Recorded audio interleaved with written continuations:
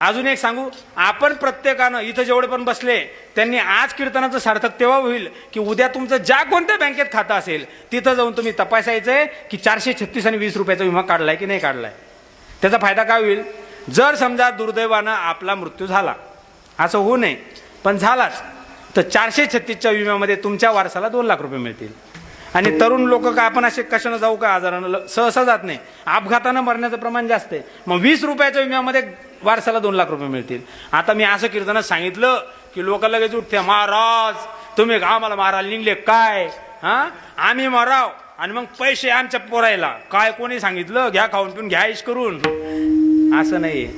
हे कशासाठी सांगतो, दुर्दैवाची वेळ कोणावर कधी येईल काही सांगता येत नाही. आणि तुम्ही म्हणशाल महाराज तुम्ही आम्हाला मारायच्या गोष्टी करू नका, मग मला सांगा इथं जिवंत राहण्यासाठी आलं कोण, बसल्यापैकी एकांतरी हातवर करून सांगा बरं की मी मरणार नाही.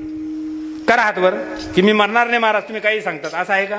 अहो इतकंच कशाला, माझ्या माऊली ज्ञानोबरायांची ओळी आहे, देहाच्या गावा आलिया जन्म मृत्यूच्या सोहळिया, हे नान म्हणू नये धनंजया जिया परी. अरे तुम्ही हात वर करता करता आपण जाऊ तर सांगता येत नाही.